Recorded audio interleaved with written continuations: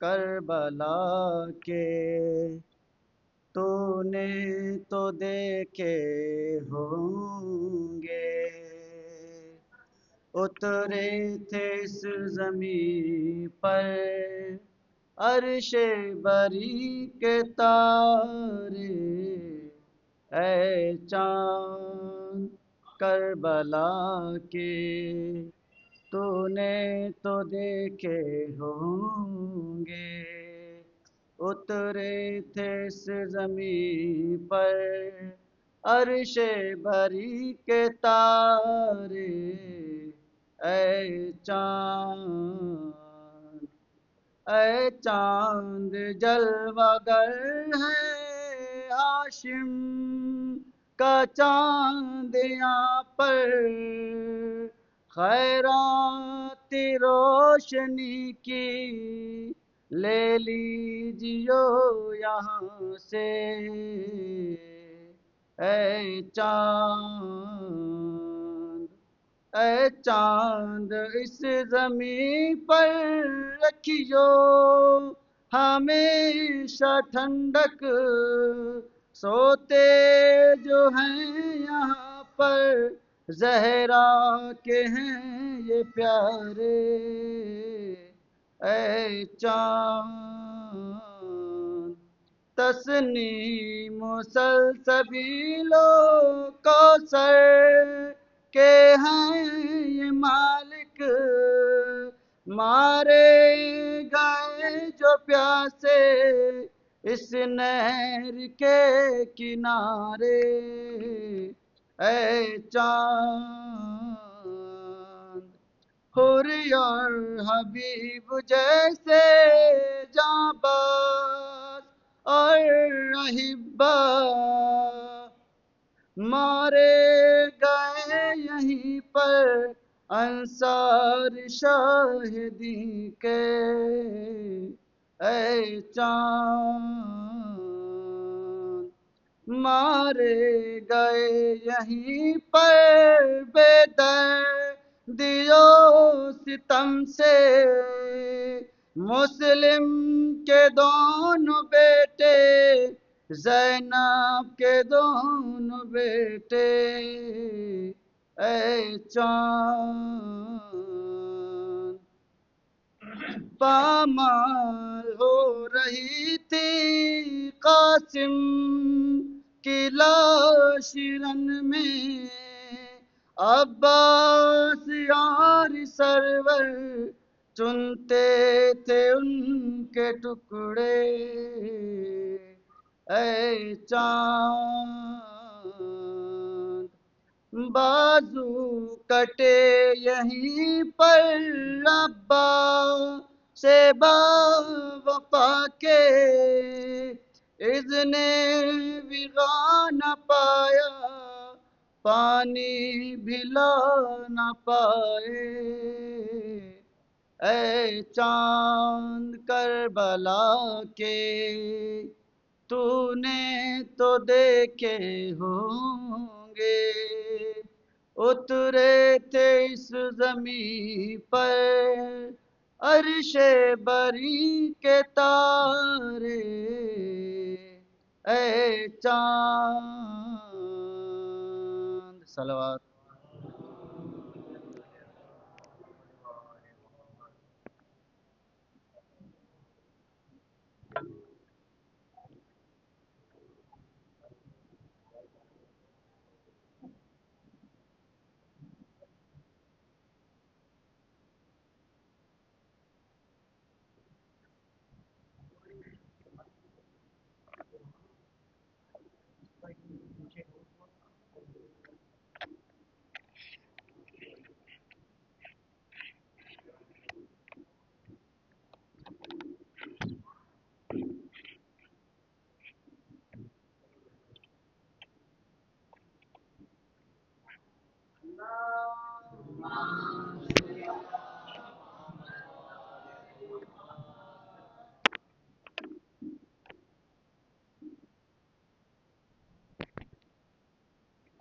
فاتحة.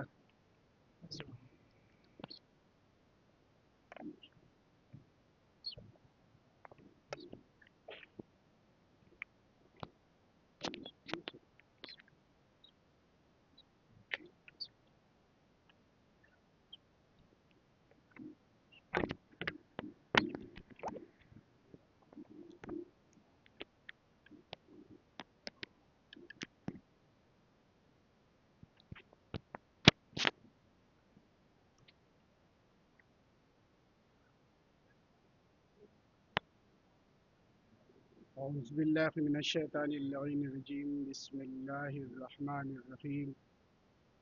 الحمد لله رب العالمين، والصلاة والسلام على رسوله الكريم وعلى أهل بيته الطيبين الطاهرين المعصومين المظلومين، ولعنة الدائمة على أعدائهم أجمعين من الآن إلى قيام يوم الدين. أما بعد، فقد قال الله العظيم في القرآن الكريم: بسم الله الرحمن الرحيم. الذين يتخذون الكافرين أولياء من دون المؤمنين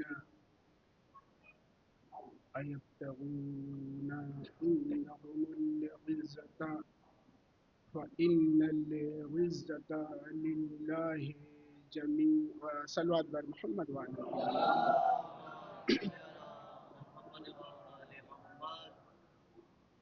آج ماہ مبارک محرم الحرام کی پہلی تاریخ گزر چکی ہے اور دوسری محرم کی شب لگ چکی ہے۔ مناسبتوں کو پیش نظر رکھتے ہوئے جس موضوع کو آپ کے درمیان بیان کرنا ہے وہ اس آیت کے ضمن میں خود بخود آپ سمجھ لیں گے کہ میں آنے والے وقت میں کن چیزوں پہ گفتگو کرنا چاہتا ہوں۔ اس سال اس اشرے کا عنوان عزت و ذلت اور بے عزتی کے فائدے، تھوڑا دشوار سا، مشکل سا اور خصوصاً بچوں کے لیے ایک عجیب سی چیز محسوس ہوگی۔ خاص کر ہمارے جوان اور بچے سوچیں گے کیا دنیا میں بے عزتی کے بھی فائدے ہو سکتے ہیں؟ بے عزتی میں تو فائدے کبھی کسی نے دیکھے نہیں، آنسو آئے، گریہ وزاری کیا، شکوہ شکایت وغیرہ۔ تو انشاءاللہ آنے والے وقت میں عزت و ذلت اور بے عزتی کے فائدے،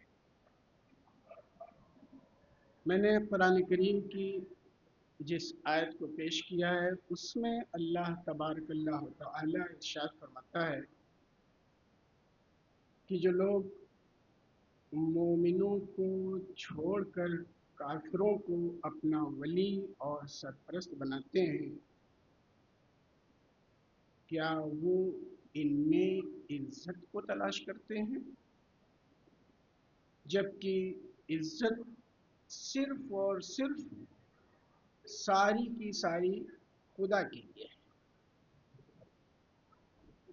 آج معاشرہ اور سماج اگر دیکھیں اور دنیا کو دیکھیں، اہل دنیا کو دیکھیں، تقریباً ہر ایک کے پاس عزت کے اپنے معیار ہیں، اور یہ ستم تھا انسانوں کے ساتھ ہر دور میں اور آج بھی ہے کہ اسے صحیح عزت کے معنی اور مفاہیم نہ بتائے گئے اور نہ ہی اس نے جاننے کی کوشش کی۔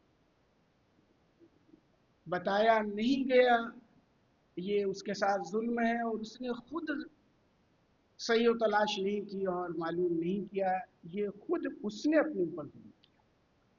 لہذا کبھی بھی وہ چیزیں جو اسلام سے وابستہ ہیں اور ہمیں نہیں بتائی گئیں یا ہم نے جاننے کی کوشش نہیں کی تو دوسرے کو الزام نہ لگائیں۔ اگر ایسا کرتے ہیں تو سب سے پہلے ہم اس الزام کے ذریعے اپنے نفس کو اور اپنی ذات کو ذلیل کرتے ہیں، اپنے وجود کو بے عزت کرتے ہیں، اس لیے کہ جس خدا نے بشر کو عقل جیسی دولت عطا کی، اگر وہ اس دولت کا استفادہ نہ کرے تو خطا اس کی ہے نہ کہ اس کی جس کی طرف نسبت دے رہا ہے۔ مثلا اگر ایک انسان نے آپ کو گاڑی دی کہ آپ اس سے روز سفر کریں اور استفادہ کریں، اور آپ شکوہ کریں اس انسان کا کہ جس سے آپ کا کوئی ظاہراً ایسا رشتہ نہیں ہے جس کی بنیاد پہ اس کے اوپر واجب ہو کہ وہ آپ کو مدد کرے اور بتائے یا آپ کے کام آئے، تو اب ایسے مقام پہ اگر آپ اس کی برائی کر رہے ہیں تو کیا صحیح ہے، کیا جائز ہے؟ گاڑی آپ کے ہاتھوں میں ہے، اختیار کامل آپ کو دیا گیا ہے کہ اس گاڑی سے استفادہ حاصل کریں.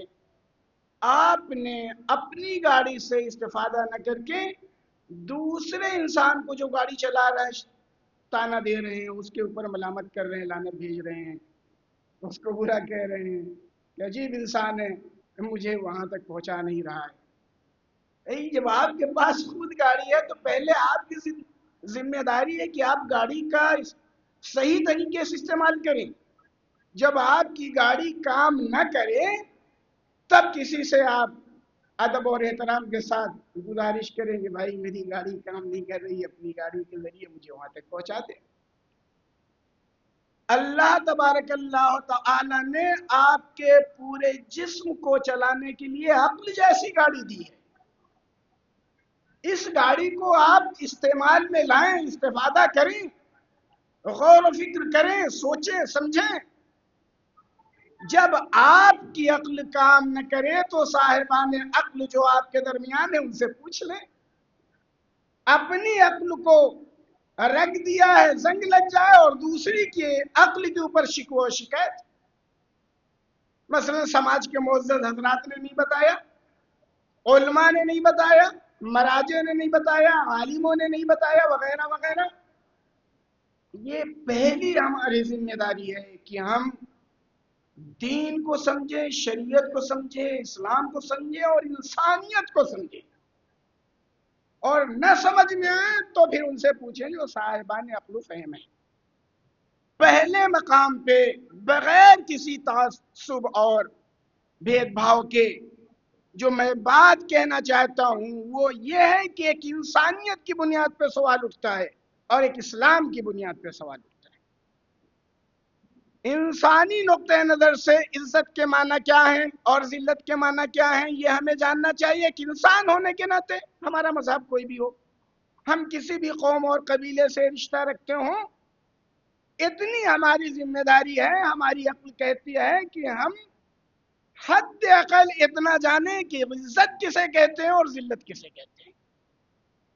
پھر دوسری ذمہ داری ہماری یہ ہے کہ ہم اپنے مذہب کے اعتبار سے جانیں کہ ہمارے مذہب میں، ہمارے دین میں، ہمارے آئین میں، ہمارے اسلام میں، ہمارے دھرم میں عزت کے معنی کیا ہے اور ذلت کے معنی کیا ہے.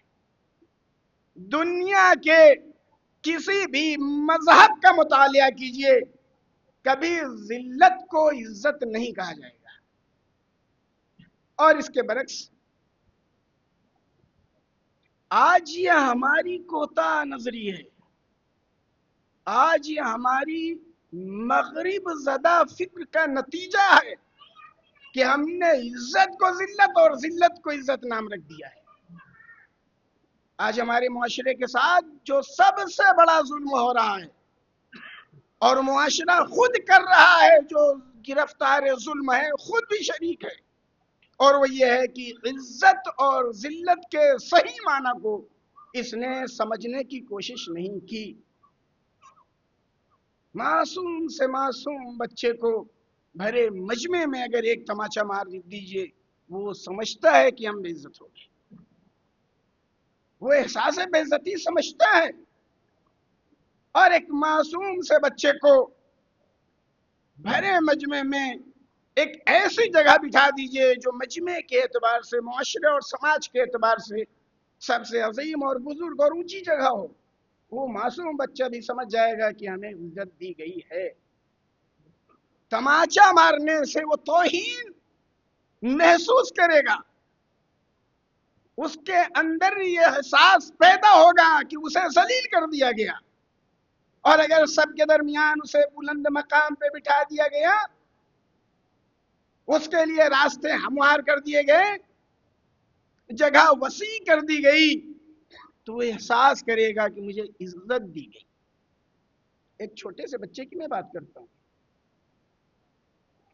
یہ فطری طور پہ اللہ نے عزت اور ذلت کو اس زاویے سے بنایا ہے کہ اگر انسان کے پاس مذہب نہیں، शरीयत नहीं, दीन नहीं, इस्लाम नहीं तो अक्ल है। इस अक्ल की बुनियाद पे वो फैसला कर सकता है कि इज्जत किसे कहते हैं और जिल्लत किसे कहते हैं।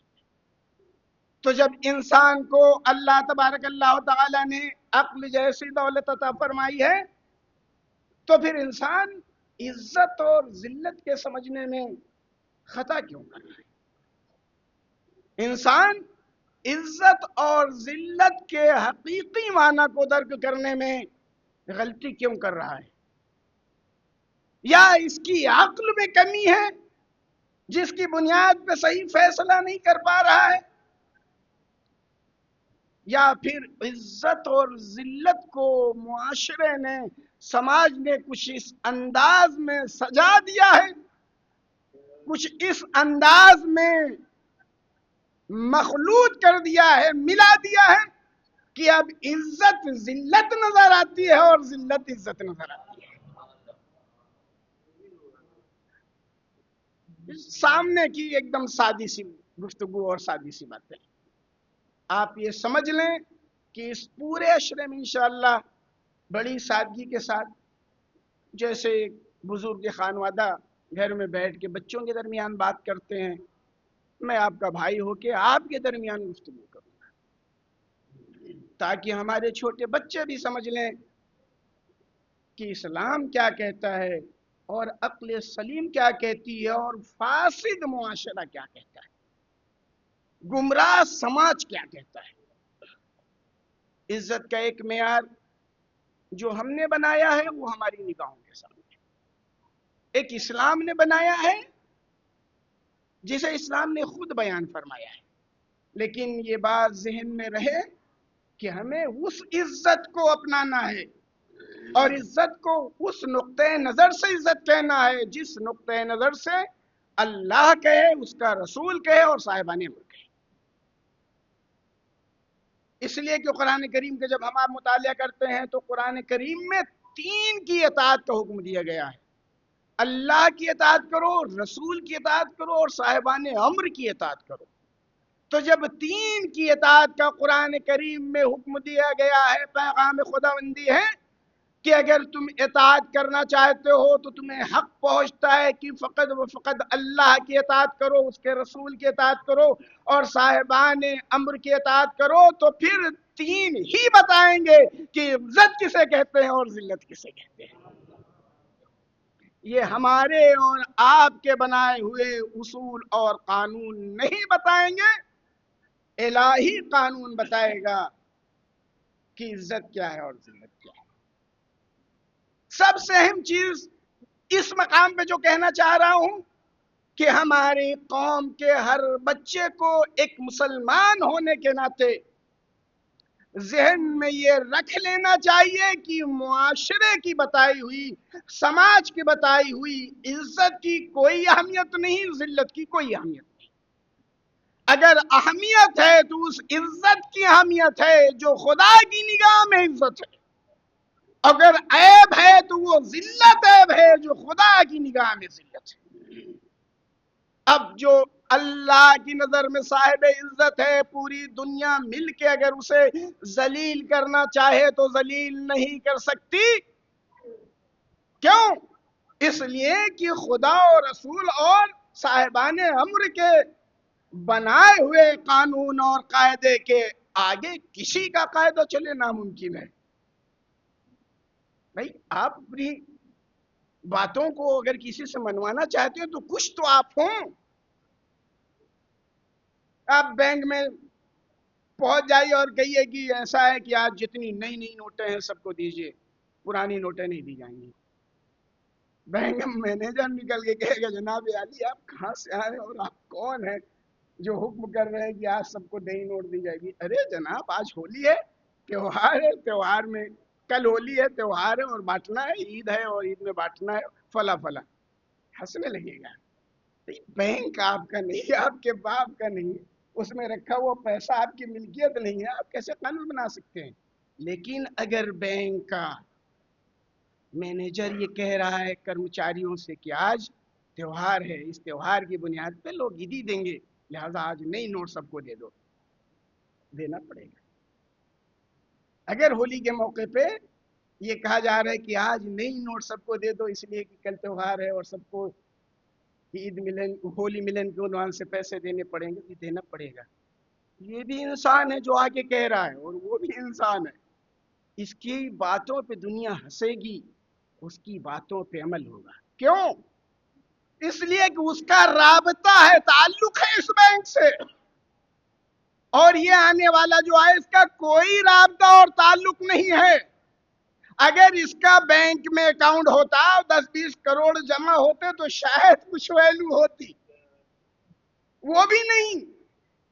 اس کائنات وسیع میں جتنے قانون اور قاعدے بنائے گئے ہیں، وہ تمام قاعدے اور قانون جس ذات نے بنایا ہے اسے اللہ کہتے ہیں. اور اس کائنات میں جتنی چیز خلق کی گئی ہے ان تمام چیزوں کے خالق کو بھی اللہ کہتے ہیں. تو کائنات کا بنانے والا بھی اللہ، کائنات کا خلق کرنے والا بھی اللہ، قانون کو مرتب کرنے والا بھی اللہ. اب اللہ ہی بتائے گا کہ اس دنیا میں کیا ہونا ہے اور کیا نہیں ہونا، اس لیے کہ اس کا وہ مالک ہے. اب دنیا اپنے طاقت کی بنیاد پہ، زوم کی بنیاد پہ، سلطنت و حکومت کی بنیاد پہ، اقتدار کی بنیاد پہ، منصب کی بنیاد پہ، جبر کی بنیاد پہ جو چاہیں سماج سے منوائیں، لیکن سماج مان لے تب بھی وہ چیز صحیح نہیں ہو سکتی، اس لیے کہ یہ سماج خدا کا ہے، خبیثوں کا نہیں ہے. صلوات بر محمد و آل محمد.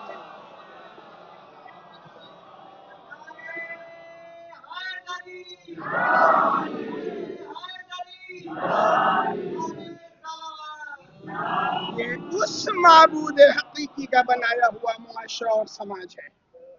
اب اس میں ہندو ہے تب بھی خدا کا ہے، عیسائی ہے تب بھی خدا کا ہے، یہودی ہے تب بھی خدا کا ہے، شیعہ اور سنی ہے تب بھی خدا کے ہیں. سب کو خدا نے بنایا ہے، ماننے والوں نے اس کے نام الگ رکھ لیے ہیں. لیکن پانی کا نام اگر رکھ کے کوئی کہے گنگا جل ہے تو کیا پانی اپنی حقیقت کو کھو دے گا؟ کیا کوئی کہے کہ آب ہے تو پانی بدل جائے گا؟ کوئی کہے واٹر ہے تو کیا پانی بدل جائے گا؟ کوئی کہے ماں ہے تو کیا پانی بدل جائے گا؟ نام بدلنے سے پانی نہیں بدلے گا. ہر باشعور انسان کہے گا جناب علی انگلش میں پانی کو یہ کہتے ہیں، سنسکرت میں یہ کہتے ہیں، ہندی میں یہ کہتے ہیں، اردو میں یہ کہتے ہیں، اور ہمارے معاشرے اور سماج اور دیہات میں یہ کہتے ہیں. تو خطوں کے اعتبار سے، زبان کے اعتبار سے نام بدلے جا سکتے ہیں، کیفیت نہیں بدلی جا سکتی، حقیقت نہیں بدلی جا سکتی. حقیقت عزت جو خدا نے معین کیا ہے، حقیقت ذلت جو خدا نے معین کیا ہے، ہمیشہ ہے اور ہمیشہ رہے گی. نام عزت کا ذلت تمہیں اختیار رکھ لو، ذلت کا نام عزت تمہیں اختیار رکھ لو. چاہے عزت کو ذلت کہو، چاہے ذلت کو عزت کہو، لیکن عزت عزت ہے، ذلت ذلت ہے. مرد کا نام اگر عورت رکھ دیا جائے، عورت کا نام اگر مرد رکھ دیا جائے تو کیا مرد عورت اور عورت مرد ہو جائیں گے؟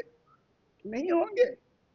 ہمارے معاشرے اور ہمارے سماج میں سب سے بڑا ظلم یہ ہے کہ نام بدلے گئے ہیں، عزت کو ذلت کہا گیا اور ذلت کو عزت کہا گیا.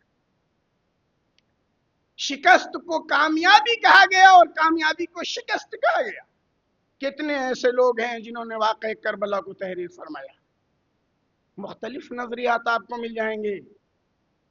کسی نے کہا چونکہ سب قتل کر دیے گئے لہذا حال. کسی نے کہا سب قتل کر دیے گئے لیکن بیعت نہیں کی. کسی نے کہا نہیں ظاہری شکست ہوئی باطنی فتح ہوئی. یہی ہے نا تاریخ میں. مختلف مصنفین، مختلف مذاہب کے چاہنے ماننے والوں نے کربلا کے اوپر قلم کو اٹھایا ہے. کسی نے لکھا یزید جیت گیا، حسین علیہ السلام خاکم بدہن ہار گئے. کسی نے لکھا ظاہری شکست امام حسین کو نصیب ہوئی اور یزید کو ظاہری فتح نصیب ہوئی. اور کسی نے لکھا ہر جہت سے یزید ہارا، امام حسین. نظریات ہیں، ان پہ آپ پابندیاں نہیں لگا سکتے، لیکن ایک اصول ہے، ایک قانون ہے، ایک قاعدہ ہے. اور قاعدہ یہ ہے کہ ہار اور جیت کا معیار مقصد اور ہدف بتائے گا. مار دینا یا مر جانا یہ جیتنے اور ہارنے کی نشانی نہیں ہوتی. کیوں مارا اور کیوں مرا جاننا پڑے گا آپ کو.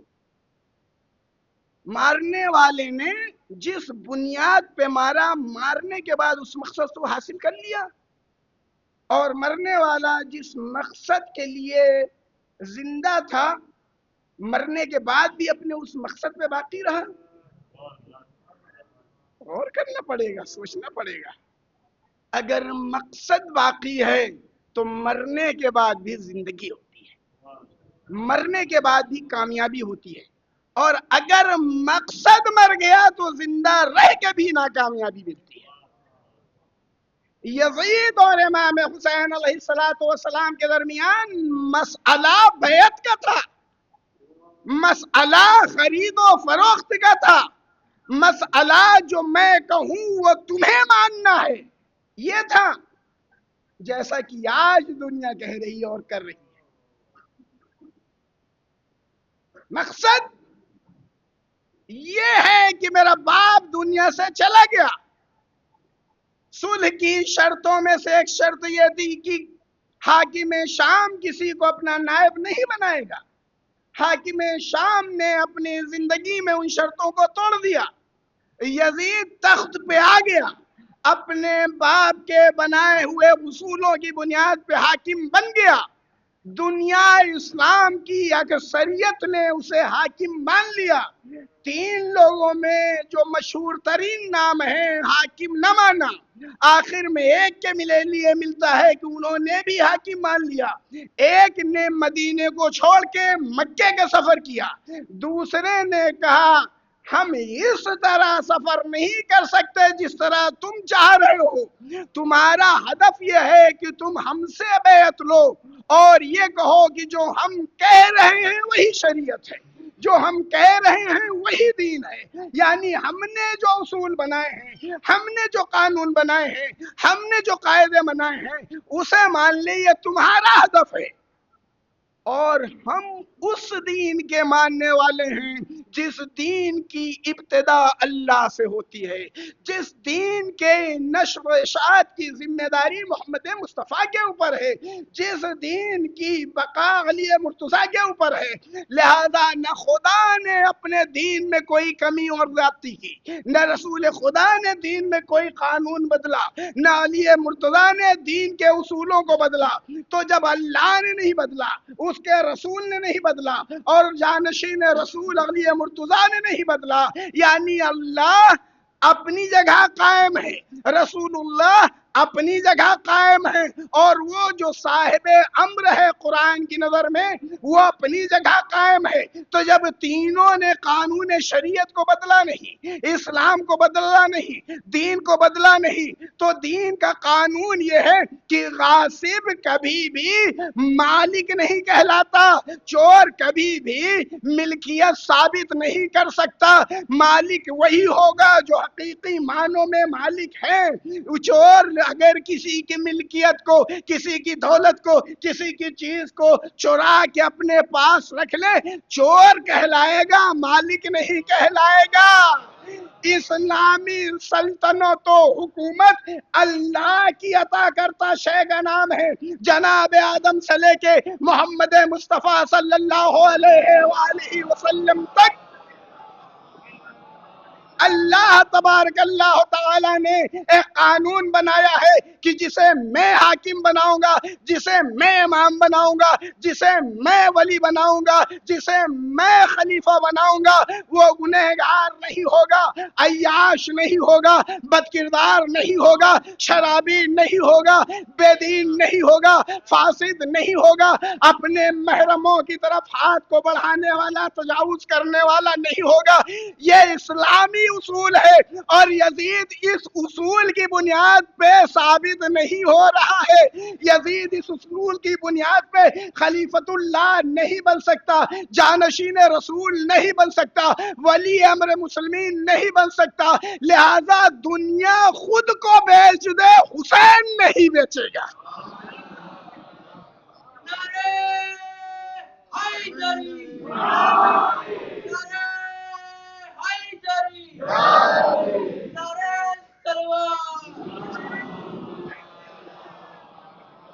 یہ حسین نہیں بیچے گا۔ لہذا گفتگو یہ تھی کہ جو میں کہوں وہ مان جاؤ، اور امام حسین نے کہا یہ ہو ہی نہیں سکتا، اور میں بزدل باپ کا بیٹا نہیں ہوں کہ شب تاریک میں چھپ کے نکل جاؤں، روز روشن میں ابھی جو جواب دیا سو دیا، روز روشن میں تمہارے سوالوں کا جواب دوں گا۔ لوگوں نے عزت یزید کی بیعت میں تلاش کی اور سوچا کہ گھر ویران ہونے سے بچ جائے گا، ماں بہنیں بے پردہ ہونے سے بچ جائیں گی، مال و اسباب لٹنے سے بچ جائے گا۔ یہ لوگوں نے بعد وفات رسالت مآب 61 ہجری میں فارمولہ بنایا، اصول بنایا، قانون اور قاعدہ بنایا کہ ان تمام چیزوں کو بچا لو، ماں بہنوں کی سروں کی چادریں بچا لو، معاشرے اور سماج میں اپنی عزت کو بچا لو، اور اپنے جوانوں کی جان کو بچا لو۔ اسے عزت کہتے ہیں۔ امام علی مقام امام حسین علیہ الصلوۃ والسلام نے کہا یہ عزت نہیں ہے، اسے ذلت کہتے ہیں، اسے ذلت کہتے ہیں۔ اپنے کو بچا لینا، اپنے خاندان کو بچا لینا، اپنے عزیز و اقارب کو بچا لینا، اور اسلام کو لاوارث چھوڑ دینا، یہ اسلام کے ساتھ خیانت ہے، محبت نہیں ہے۔ یہ خدا کے اصولوں کے خلاف اٹھایا گیا قدم کہلائے گا، اللہ کے اصولوں کی حمایت اور حفاظت نہیں کہلائے گی۔ لہذا امام علی مقام نے انکار کیا۔ اب اس انکار کو دیکھنا ہے کہ میدان کربلا میں حسین اور اولاد حسین انکار کے ساتھ ثابت قدم رہے یا یزید اس انکار کو توڑ سکا۔ اگر یزید انکار کو توڑ دے اور حسین کے لشکر کا ایک چھوٹا سا بچہ بھی آ کے کہہ دے ٹھیک ہے ہمارے بزرگوں نے بیعت نہیں کی، ہم بیعت کر رہے ہیں، تو خدا کی قسم امام حسین ہار گئے۔ خدا کی قسم امام حسین ہار جاتے اگر ایک بچہ بھی آگے کہہ دیتا ہمارے بزرگوں نے اگر بیعت نہیں کی تو نہ صحیح، ہم معصوم ہو کے تیری بیعت کرتے ہیں، تیرے اصولوں کو مانتے ہیں، تیرے قانون کو مانتے ہیں، تجھے تسلیم کرتے ہیں، تو چھوڑ دے ان سبوں کو۔ ہم نے کربلا کے میدان میں بچوں کی آواز لطش تو سنی ہے، لیکن بچوں کے دہن مبارک سے میں نے یہ صدا نہیں سنی کہ میرے چچا، میرے بابا، میرے امو، میرے عزیز، میرے جوانوں اس کی بیعت کر۔ اس کے معنی کیا ہے؟ اس کے معنی یہ ہے کہ یزید جو مقصد لے کے مدینے سے چلا تھا، حسین بیعت کرو نہ سر تن سے جدا ہو جائے گا، تیری اوقات بد کردار ماں کا بیٹا اتنا آگے بڑھ جائے گا؟ انکار کر دیا، چاہ گیا قتل کر دیا جائے، نہ کر سکا۔ امام علی مقام نے روز روشن میں ازواج پیمبر، اصحاب پیمبر کے درمیان یہ کہہ کے قدم آگے بڑھایا کہ میں اپنے نانا کے دین کی حفاظت کے لیے نکل رہا ہوں، امر بالمعروف و نہی عن المنکر، اچھائیوں کی دعوت دینا اور برائیوں سے روکنے کے لیے نکل رہا ہوں، انسان کی اشرفیت کی حفاظت کے لیے اور ذلت و پستی سے بچانے کے لیے نکل رہا۔ اور امام علی مقام نکلے، بہت سے اصحاب پیغمبر تھے جنہوں نے روکا، उनका अपना इल्म था, उनकी अपनी मार्फत थी, उस बुनियाद पे अज़वाज पैगंबर ने भी मना किया ये तमाम चीज़ें। लेकिन आखिर इमाम आली मकाम चले, यही है ना तारीख में। मदीने से चले, कहीं बैत, सवाल बैत है, बैत नहीं है। हुकूमत की निगाहों में इज्जत क्या थी? इज्जत ये थी कि अब यजीद अपने बाप की जगह हाकिम बन गया है, लिहाजा साहिब इज्जत है, वो हाकिम वक्त है, वली अमर मुस्लिमीन है, अमीरुल मोमिनीन है, लिहाजा उसकी बैत कर ली जाए। और लोगों ने बैत कर लिया। और उल्मा जो दरबारी उस जमाने के थे, उन्होंने फतवा भी दे दिया कि जो यजीद के खिलाफ अलम बगावत को बुलंद करे वो बागी है। यानी उल्मा ने उसके खिलाफ फतवा दिया जिसके घर का गुलाम इल्म है। फर्जंद रसूल इमाम हुसैन के खिलाफ आलिम ने फतवा दिया है कि इमाम हुसैन बागी हैं, हाकिम वक्त के खिलाफ खुरूज कर रहे हैं। जिसकी हुकूमत ही साबित न हो उसे हाकिम वक्त कहना, ये है इज्जत और जिल्लत को न समझने का नतीजा। वो इज्जत के माने ये समझ रहा था कि जो इस कुर्सी पे आके बैठ गया बस वो हो गया, अब एहतराम के लायक है, ये उसकी नजर में इज्जत थी। इमाम हुसैन अलैहिस्सलाम ने इनकार करके बताया कि मसनद खिलाफत रसालत मआब पे बैठने का नाम इज्जत नहीं, मोहम्मद मुस्तफ़ा के किरदार में ढल जाने का नाम इज्जत है। पहले खुद को ढाल तो मोहम्मद मुस्तफ़ा जैसा बना, तो न तू मोहम्मद मुस्तफ़ा जैसा खुद को बना सकता है, न वारिस मोहम्मद मुस्तफ़ा बन सकता है। सलवात बर मोहम्मद। तो एक हमारे और आपके दरमियान मुआशरे ने इज्जत का मेयार मुय्यन किया है। इज्जत के माने यह है कि हाकिम के सामने, ताकत के सामने झुक जाना या हाकिम से समझौता कर लेना, हाकिम का और हुकूमत का जुज बन जाना, ये इज्जत है। और इस इज्जत के फार्मूले पे दुनिया में होता है अमल या नहीं, हमारे मुल्क में बाकायदा अमल होता है। बॉम्बे में इलेक्शन हुआ, उसके बाद आप देख लीजिए कितने एमपी और एमएलए इधर से उधर गए। ममता बनर्जी का नाम आप हजरात ने मुसलसल सुना होगा, पार्टी में कितने हिस्से हो गए, कितने लोग इधर से उधर चले गए। फायदे के लिए हुकूमत से हाथ मिलाने ना, ये इज्जत है।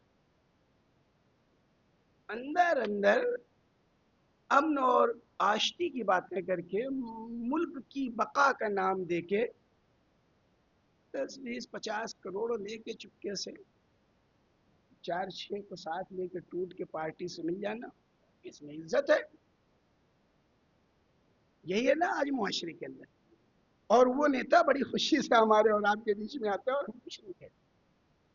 जो हमारा वोट प्यार और मोहब्बत और इंसानियत की बुनियाद पे लेता है, फिर उन्हीं लोगों से जाके मिल जाता है जिनके खिलाफ उसने जहर उगले। और 10-20-30-40-50 करोड़, उससे भी ज्यादा की खबरें हैं, लेने के बाद उस पार्टी से वाबस्ता हो जाता है जिस पार्टी के बड़े बड़े लीडरों ने इलेक्शन में इसे चोर चमार और क्या कुछ कहा। लुटेरी पार्टी, और तब से लेके आज तक सिवाय लूटने की कुछ और नहीं किया। इसकी नजर में जिल्लत क्या थी? इलेक्शन से पहले उस पार्टी में लिहाजा जलील है। इसकी नजर में जिल्लत क्या थी? ये उधर है, हम इस पार्टी में हैं, लिहाजा हम अजीज हैं। बहुमत साबित नहीं कर पाए, जितने वोट चाहिए थे उतने नहीं मिल पाए, पैसे की गड्डी नजर आई, सरकार हमारी है, जहां कहोगे वहां पहुंचा देंगे। और फिर हम तो इस चीज में महारत हासिल किए हुए हैं, काले को सफेद बनाने में।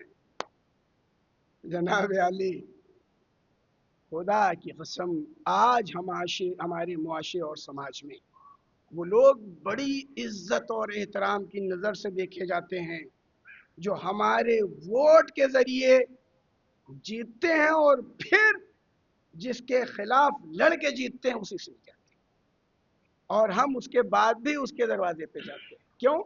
اس لیے کہ ہماری نظر میں یہ ہے کہ اب وہ منتری بن گیا ہے، ہماری نظر میں یہ ہے کہ کچھ بھی صحیح، اب وہ جیتی والی پارٹی، حکومت والی پارٹی سے وابستہ ہے، لہذا عزت مآب ہو جاتا ہے۔ آپ اپنے ضمیر سے پوچھیں، ہندوستانی قانون اور قاعدے کی بنیاد پہ پوچھیں کہ رشوت کے بل پہ جو انسان ایک پارٹی سے دوسری پارٹی میں جائے، قانون اور قاعدے کی دھجیاں اڑا کے جائے، ملک کے قانون کی نظر میں وہ عزت دار ہے یا ذلیل ہے؟ ملک یہی کہے گا کہ وہ انسان ذلیل ہے جو ملک کے قانون کی توہین کرے۔ معاشرے میں کیا ہے عزت؟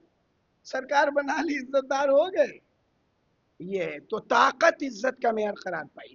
ہمارے ملک میں روزمرہ ہم دیکھتے ہیں، بہت زیادہ وقت آپ حضرات کا نہیں لوں گا، پہلی مجلس ہے، بس ایک خاکہ ہے جو پیش کرنا چاہتا ہوں، پھر قرآن و فطرت اور سیرت پیغمبر کے آئینے میں ان چیزوں کے سلسلے میں انشاءاللہ گفتگو کروں گا، اور حقیقی عزت کے معنی آپ کے سامنے پیش کروں گا، اور حقیقی ذلت کسے کہتے ہیں اسے پیش کروں گا۔ تو ہمارے معاشرے میں ظلم یہ ہوا کہ معاشرے نے، سماج نے، اور جسے ہم صاحب نظر اور عزت دار کہتے ہیں، ان لوگوں نے اپنے فائدے کے اعتبار سے عزت کو بنا لیا اور ذلت کو بنا لیا۔ انہوں نے جسے چاہا اسے عزت کا نام دیا اور جسے چاہا اسے ذلت کا نام دیا۔ اگر حکومت میں آپ ہیں تو عزت دار ہیں، حکومت کے خلاف ہیں تو ذلیل ہیں، یہی ہے۔ تو معاشرے اور سماج میں عزت اور ذلت کا معیار کیا بنایا گیا؟ دولت کو بنایا گیا، حکومت کو بنایا گیا، جمعیت کو بنایا گیا، بڑے خاندان کو بنایا گیا، نسب کو بنایا گیا، زمینداری اور رئیسی کو بنایا گیا، منصب کو بنایا گیا، اور اس جیسی بہت سی چیزیں ہیں جسے عزت کا اور ان چیزوں کے نہ ہونے کی بنیاد پہ ذلت کا معیار قرار دیا گیا۔ تو اہل دنیا کی جب میں تاریخ پڑھتا ہوں اور دیکھتا ہوں تو اہل دنیا میں، پوری دنیا کی میں بات کرتا ہوں، جو قانون عزت کے بنائے گئے ہیں وہاں یا تو طاقت کار فرما ہے، اور یا تو منصب کار فرما ہے، یا تو جمعیت اور مردم کار فرما ہے، یا تو نسب کار فرما ہے۔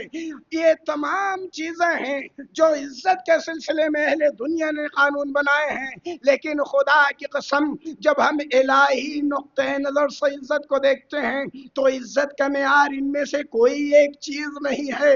اگر عزت کا معیار دولت ہوتی تو محمد مصطفیٰ کو نبوت نہ دی جاتی۔ اگر عزت کا معیار پڑھا لکھا سماج سے اٹھ کے بہت ہی ثروت مند انسان کا بیٹا ہوتا تو محمد مصطفیٰ صلی اللہ علیہ وسلم، جن کے بابا ان کی زندگی میں دنیا سے رخصت ہو گئے، نبوت ان کے حوالے نہ کی جاتی۔ اگر خاندان معیار ہوتا تو عرب کے بہت سے خاندان مشہور ہیں جو بنی ہاشم کے خاندان سے جمعیت کے اعتبار سے، لوگوں کے اعتبار سے، فرد کے اعتبار سے بہت زیادہ تھے، ایک ایک معمولی باتوں پہ لڑتے چلے جاتے تھے، برسوں لڑا کرتے تھے۔ تو اگر دیکھا جائے تو رسول خدا ظاہری نقطۂ نظر سے ایک یتیم کے بچے ہیں، ایسے بچے جن کی ماں بھی مر گئی، جس کا باپ بھی مر گیا، اور باپ بھی اس زمانے میں مرا جب دادا زندہ تھے، اور جب دادا کی موجودگی میں باپ رخصت ہو جائے تو پھر پوتا وارث نہیں بنتا، لہذا دادا کی میراث بھی رسول خدا کو نہیں ملے گی۔ نہ کوئی سلطنت ہے، نہ کوئی حکومت ہے، نہ کوئی چاہو حشم ہے، نہ بزرگوں کی تاریخ میں کوئی بادشاہت ہے۔ ایک یتیم بچہ ہے جسے اس کے چچا نے پالا ہے، لیکن کائنات کے اندر خدا کی قسم اگر سب سے بڑا عزت دار کوئی ہے تو یہی محمد ابن عبداللہ ہے۔ صلوات بر محمد وآل محمد۔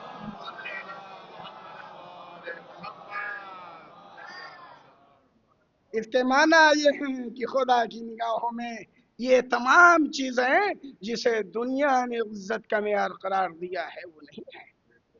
بس بات کو یہی روکتے ہوئے اپنی منزل کی طرف چلیں گے، اور کل انشاءاللہ اسی بات کو آگے بڑھائیں گے اور مثالیں پیش کریں گے۔ ذہن میں ہمارے اور ہمارے بچوں کے رہے. اگر تحقیق کر سکتے ہیں تو دیکھیں کہ عزت کے حقیقی معنی کیا ہیں. قرآن کریم میں عزت کسے کہا گیا ہے اور ذلت کے حقیقی معنی کیا ہیں, اور قرآن کریم میں ذلت کسے کہا گیا ہے. عزت کے معنی کیا یہ تمام چیزیں ہیں جو اہل دنیا بیان کرتے ہیں, یا وہ چیزیں ہیں جسے قرآن اور رسول نے بیان کیا ہے. یہ یقین جان لیں, عزت وہی ہے جو اللہ کے رسول ارشاد فرمائیں, اور عزت یہ ہے کہ امام حسین کے نقش قدم پہ چلتے ہوئے اپنے ضمیر کا سودا نہ کیجیے.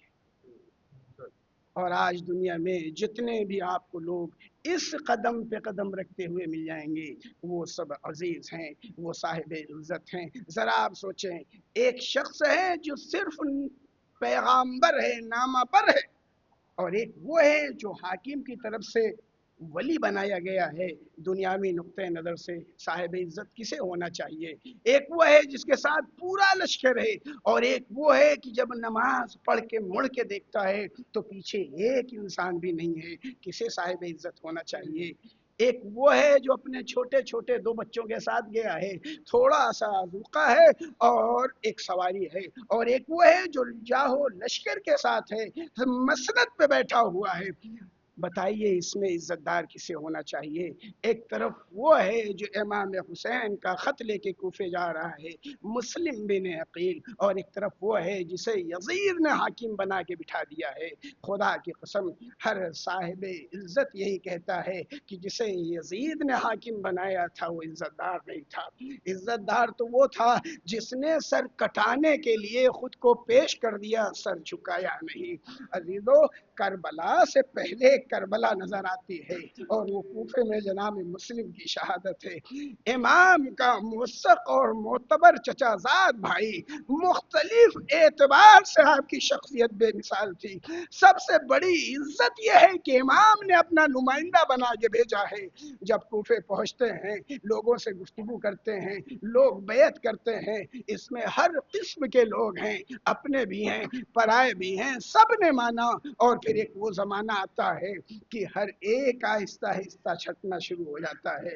حاکم وقت نے اعلان کیا ہے کہ اگر مسلم کا کسی نے ساتھ دیا تو اس کو قتل کر دیا جائے گا, اگر بھاگ جائے گا تو اس کے بچوں کو قتل کر دیا جائے گا, اس کی بیوی کو کنیز بنا لیا جائے گا, اس کے گھر کے بچوں کو غلام بنا لیا جائے گا, گھر کو آتش لگا دی جائے گی.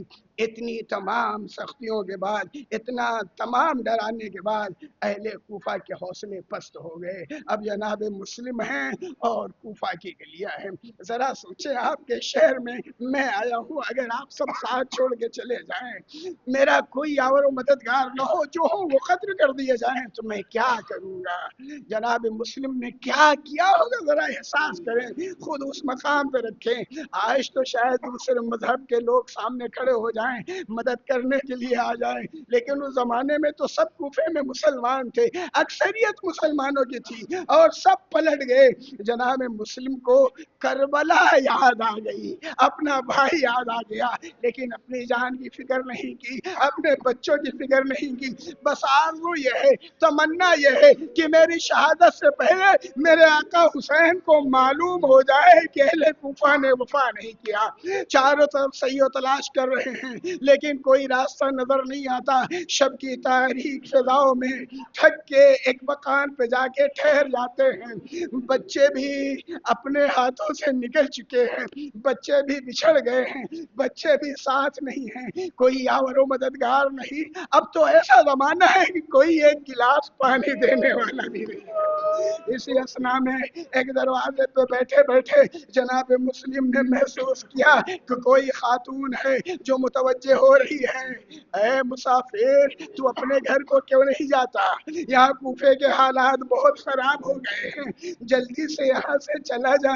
جناب مسلم بیٹھے ہوئے ہیں, آگے نہیں بڑھے. ایک مرتبہ کہتی ہے, میں عزت دار ہوں, ایک اجنبی انسان میرے دروازے بیٹھا ہے, میری عزت کا خیال کر اور چلا جا. بس یہ کہنا تھا کہ جناب مسلم اٹھتے ہوئے کہتے ہیں, میں کہاں جاؤں؟ ارے ایک پردیسی جس کا کوئی گھر نہ ہو, کوئی وطن نہ ہو. ایک مرتبہ تڑپ کے انداز گفتگو سے احساس کر لیا کہ کسی شریف گھر سے تعلق رکھتا ہے, یہ کوئی عزت مند انسان ہے. اے مسافر, ایسا لگتا ہے کہ تم یہاں کے رہنے والے نہیں. ہاں, ہم یہاں کے رہنے والے نہیں. تم کون ہو؟ نام بتایا. ارے سر و سینے کو پیٹ لیا. میرے آقا, میرے سید و سردار, آپ جناب مسلم ہیں, کنیز کا گھر حاضر ہے. عزت اسے کہتے ہیں. ایک کنیز نے پرواہ نہیں کی اور اپنے گھر میں جگہ دے دیا. جناب مسلم گھر میں داخل ہوئے, عبادت خدا میں مصروف ہو گئے. بیٹا آیا, ماں کو دیکھا کہ ماں کچھ ہٹ کے برتاؤ کر رہی ہے. تحقیق کرنے لگا. ایک مرتبہ اندازہ ہوا کہ جس کی تلاش میں پورا شہر ہے وہ اس کے گھر میں ہے. حاکم کو جا کے اطلاع کرتا ہے, لشکر آ جاتا ہے. خاتون ایک مرتبہ جناب مسلم سے کہتی ہے گھر سے باہر مت نکلو, یہ دشمن آپ کو قتل کر دیں گے. یہ عزت مند امام کا نائب عزت خاتون کا خیال کرتے ہوئے کہتا ہے میں ایک عزت دار خاندان سے تعلق رکھتا ہوں. ارے میں اہل رسول ہوں. ہماری عزت کا تقاضا یہ ہے کہ کسی کی عزت پامال نہ ہونے پائے. اگر میں گھر سے باہر نہیں نکلوں گا تو یہ گھر کے اندر آ جائیں گے, تیری بے پردگی ہوگی. گھر سے باہر نکلے, ظالموں نے چاروں طرف سے گھیر لیا. کوئی تلوار مار رہا ہے, کوئی تیر مار رہا ہے, کوئی نیزے مار رہا ہے, لیکن شیر عقیل نرغے آدم میں اس طرح ٹوٹا جیسے شیر روباہ کے درمیان آتا ہے. جب ملعون شکست نہ دے سکے تو ایک مرتبہ کہا خود کو حوالے کر دو, جان کی امان ہے, لیکن خود کو حوالے نہیں کیا. یعنی گویا جناب مسلم بتانا چاہتے ہیں میں اس حسین کا نائب ہوں جو بیعت نہیں کر سکتا, جو اپنے کو بیچ نہیں سکتا, جو اپنے ضمیر کا سودا نہیں کر سکتا. میں اسی کا غلام ہوں, اسی کا نائب ہوں. خدا کی قسم جناب مسلم ایسے لڑے کہ حیدر کرار کی جنگ یاد آ گئی. ایک مرتبہ ظالموں نے فریب سے ایک گڈھا کھودا اور جناب مسلم اسی گڈھے میں گر گئے. ادھر جناب مسلم کا گرنا تھا, ظالموں نے چاروں طرف سے گھیر لیا. اتنے ضرب لگائے کہ دہن شکستہ ہو گیا, سر چور چور ہو گیا زخم سے. کوئی حصہ جسم کا ایسا نہ تھا جس سے خون جاری نہ تھا. اس کیفیت میں پکڑ کے لے گئے. جناب مسلم پہنچے, حاکم نے دیکھا, کسی نے آواز دی تم حاکم کے سامنے حاضر ہوئے ہو اور تم نے حاکم کو سلام نہیں کیا. غیرت بنی ہاشم بولی میرا حاکم حسین کے علاوہ کوئی اور نہیں ہے. ہم خانوادہ عصمت و طہارت ہیں, ہم عزت دار لوگ بے عزتوں کو اپنا حاکم نہیں بناتے. امام عالی مقام کے اس نائب خاص نے سلام سے انکار کیا. حسب وصیت, حاکم نے کہا ٹھیک ہے تمہاری وصیت پہ عمل کیا جائے گا, لیکن اب تمہیں قتل بھی کیا جائے گا. دارالاقامہ کے چھت پہ لے گئے. اب روایت کہتی ہے کہ جیسی تلوار لے کے چلے. عزت الہی کی قسم جناب مسلم نے فوراً ایک ہی آواز دی, نہ کسی چیز کا مطالبہ نہ کوئی بخشش کی دعا, بس ایک ہی چیز تھی دیکھو آخری لمحہ ہے, کم سے کم اپنے رب کو یاد کر لوں, 2 رکعت نماز پڑھ لوں. اے مولا کے عزادارو, پہلی مجلس ہے, یہ عہد کر کے یہاں سے اٹھنا کہ نماز صبح قضا نہ ہونے پائے. آپ کے آقا اور مولا نے آخری وقت نماز پڑھی ہے, نماز ادا کیا, سر تن سے جدا ہوا, جس میں نازنی کو چھت سے زمین پہ پھینکا گیا, پیروں میں رسیاں باندھی گئی, کوفے کے گلی کوچے میں پھرایا گیا. یہ منظر دنیا دیکھتی رہی. 2 جاننے والے یہ منظر دیکھ کے چلے, راستے میں فرزند رسول حسین مل گئے. ارے بھائی کوفے کی کچھ خبر ہے؟ ہاں ہے, لیکن اپنے اہل حرم سے چاہنے والوں سے ذرا جدا ہو جائیے. امام نے کہا یہ میرے سب اپنے ہیں, ان سے کوئی چیز پنہا نہیں ہے, بس یہ کہنا تھا کہ آنے والوں نے کہا مولا ہم نے جس حال میں دیکھا ہے کیا بتائیں, پیروں میں رسی باندھ کے جس میں نازنی کو گلی کوچے میں پھرایا جا رہا تھا. واہ محمد واہ علی